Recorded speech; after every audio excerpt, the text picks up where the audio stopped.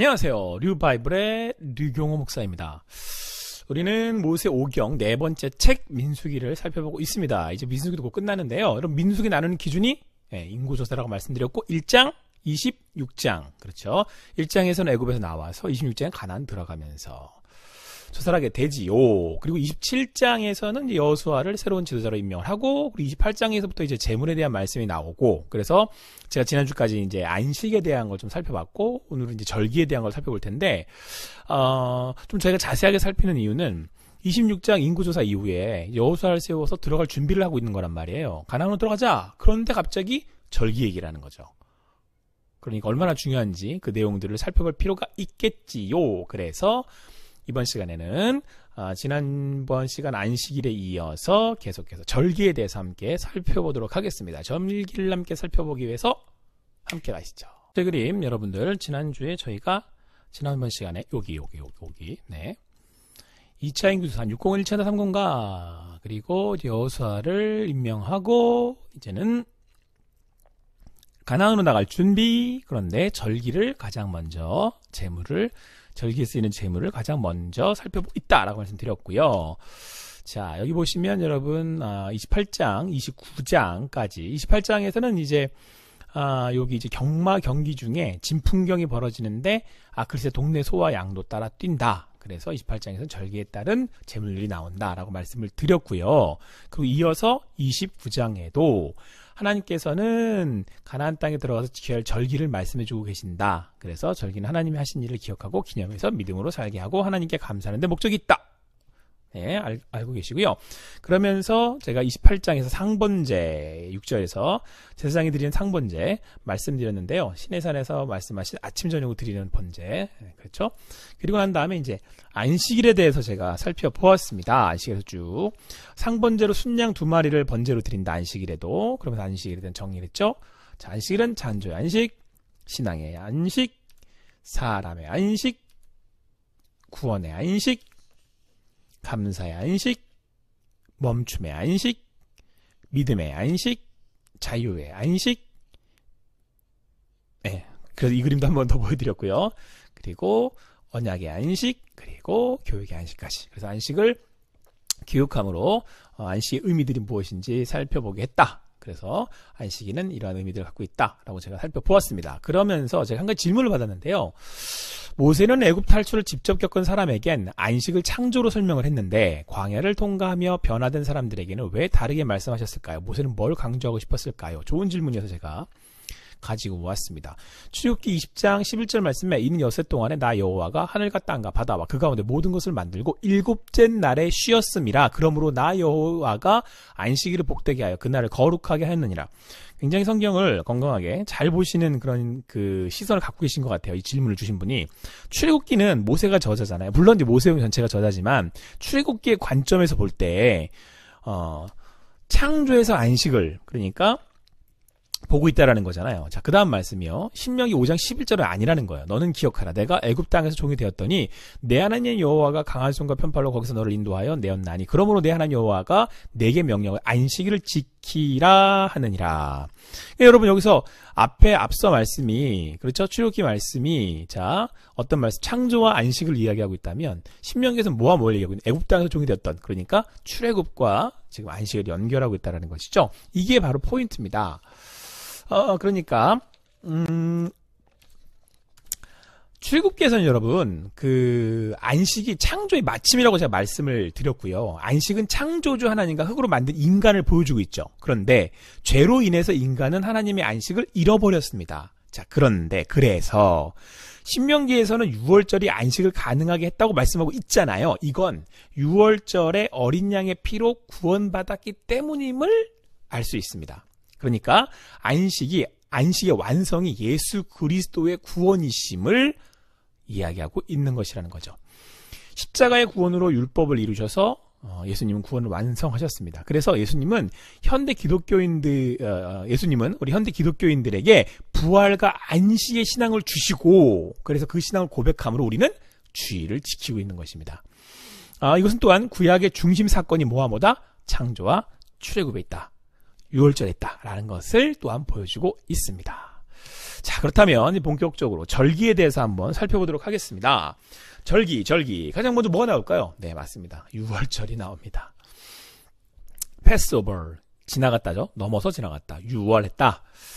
말씀을 보시면 민수기 28장 16절 말씀에 첫째 달 14째 날은 여호와를 위하여 지킬 6월절이며, 그러니까 16절의 말씀을 보면 6월절은 유대력으로 1월 14일이면 1월 14일. 이는 애굽으로부터의 구원으로 이스라엘이 새롭게 시작하게 되었다. 그렇죠? 새롭게 구원받아 시작하게 되었다라는 것을 의미하고 있다는 것을 알 수가 있고요. 앞에 살펴본 대로 이제 출애굽할 때 6월절에 어린 양의 피가 십자가에 죽으신 예수 그리스도를 그 보혈을 상징하고 있다라고 하는 것. 그것을 지금 계속해서 거듭 성경에서 말씀하고 있고요. 여호수아에서도 보여주고 있습니다. 자, 다음으로 살펴볼 건 무교절입니다. 무교절.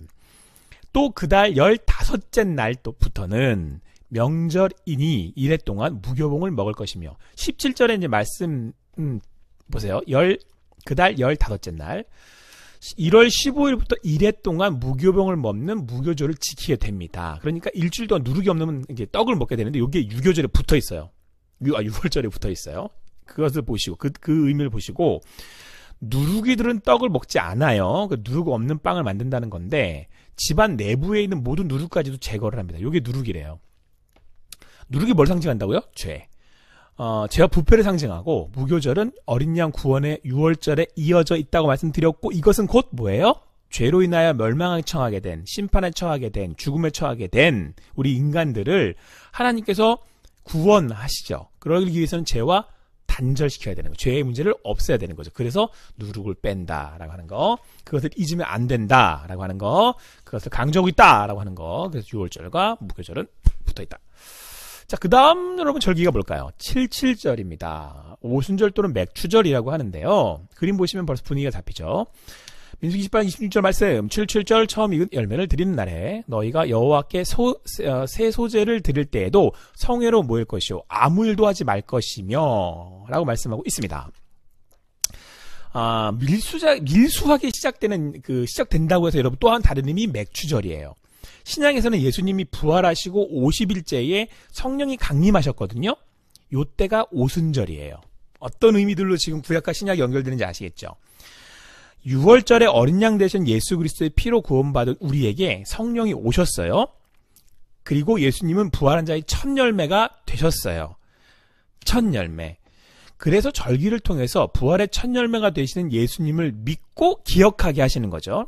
그러니까 구약에서는 오실 예수 그리스도가 첫 열매가 된다는 것을 또한 이미 가르쳐 주셨던 거죠. 그래서 우리는 이렇게 부활의 첫 열매가 되신 예수 그리스도를 기념하며 감사하며 믿음을 가지고 살아가게 되는 것입니다. 그리고 성령께서 오셨어요. 성령이 우리에게 오셔서 맺게 하시는 게 뭐죠? 성령의 열매죠. 사랑과 희락과 화평과 오래 참음과 자비와 양선과 충성과 온유와 절제, 열매를 맺는 여러분과 제가 되기를 또한 바라고 소망합니다. 전체 그림을 다시 한번 보시면 이제 29장 나갈 차례인데요. 28장에 이제 요런 절기들, 안식에 대한 내용들 나오고 있고, 거기에 대한 제물들이 나오고 있다라고 하는 것. 그리고 29장에도 이제 절기에 따른 제물들이 나오는데, 29장을 보시면 가나안 경마 대회, 그리고 다 뛰고 있는데, 얘도 따라 뛰네요. 염소. 자, 그런데 여기에 어떤 절기가 나오느냐? 요 절기가 나옵니다. 나팔절 나팔불 때 나의 이름 나팔불. 7째 달에 이르러는 그 달 초하루에 성회로 모이고 아무 노동도 하지 말라. 이는 너희가 나팔을 불 날이니라. 나팔절은 유대력으로 7월 1일입니다. 민간력으로 새 첫날을 시작한다. 그러니까 새해 첫날을 알리는 거죠.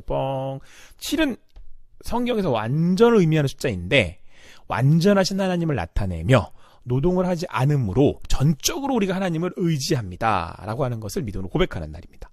그래서 나팔을 불어 하나님의 은혜와 능력을 알리게 되는 거고요. 나팔은 하나님의 영광을 찬양할 뿐 아니라 기쁜 일이 일어날 때, 새로운 사실을 알릴 때, 경고할 때 불게 됩니다. 그리고 정말 중요한 거, 이때 불게 됩니다. 마지막 나팔을 불게 될 때죠. 예수님이 재림 때 나팔을 불게 되는데, 보라 주님 구름 타고 오시리라. 나팔 불 때 다시 오시리라. 여러분, 지금은 엘리야 때처럼 이라는 찬양이 나오는 가사고요. 이때는 죽은 자가 살아낼 것이라고 고린도서 15장 51절 52절에서 말씀하고 있습니다. 그래서 우리는 예수님이 오셔서 죽은 자를 살리신다는 복음의 나팔을 불어야 된다 이 얘기죠. 지금 불어야 돼요. 지금 오신다.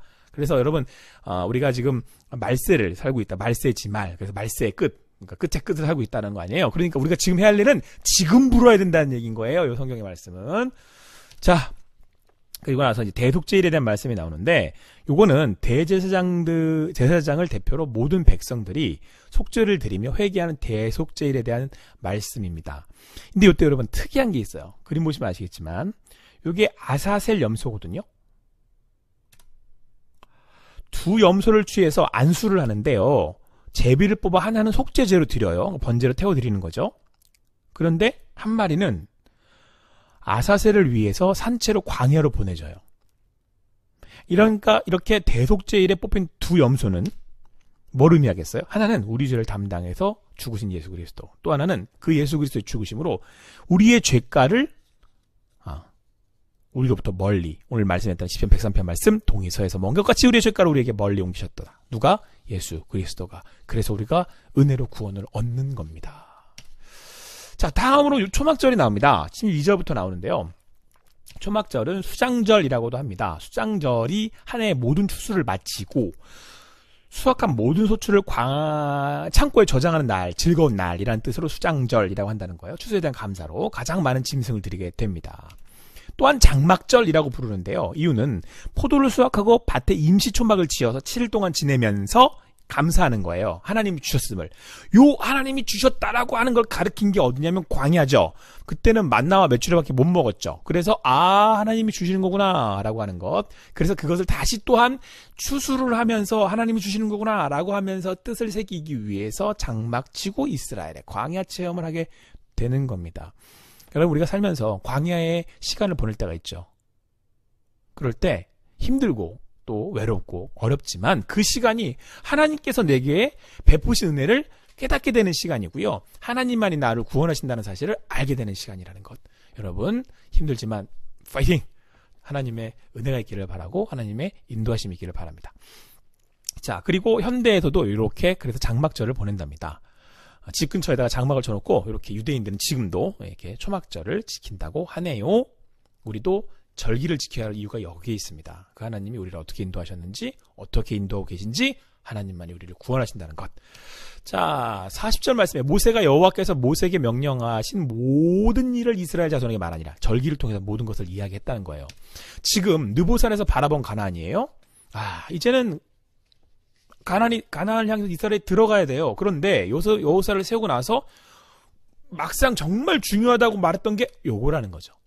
그래서 절기의 내용들 하나하나 여러분과 함께 살펴보았습니다. 이처럼 아주 중요한 내용들이 있으니까 절기들 여러분 외우시는 게 가장 좋습니다. 모세를 통해서 이제 무엇이 중요한지를 하나님께서 말씀해 주셨죠. 그래 하나님의 백성은 하나님의 관계가 가장 중요하다는 사실을 또한 보여주고 있고요. 바로 절기가 이것을 나타내고 있다라고 하는 거예요. 그래서 여러분들 절기를 다음과 같은 내용을 정리해 볼 수 있습니다. 이 전체적인 절기의 내용들을 첫 번째, 기념해라. 하나님께서 하신 일들을 기억하라는 겁니다. 그렇게 그날의 의미를 새기고 하나님께 나아가 감사하는 데 목적이고요. 두 번째, 교육. 다음 세대를 향한 신앙을 교육하는 데 있습니다. 때를 정해서 가르쳐서 하나님의 인도하심을 전하는 것이 가장 효율적이고 중요한 거라는 거죠. 예수님도 말씀하셨던 것처럼 가르쳐 지키게 하라고 하셨잖아요. 셋째, 신앙 고백입니다. 하나님의 구원은 공동체와 함께하는 구원이잖아요. 그래서 모든 그 공동체가 함께 고백할 수 있도록 하는 거죠. 그리스도인이 된다는 건 예수 그리스도의 머리로 우리 모두가 하나의 지체가 된다는 것이고 교회가 된다는 것이고 이처럼 함께 신앙 고백을 할 수 있도록 하는 것입니다. 절기가 뭐라고요? 기념하고 교육하고 신앙 고백하는데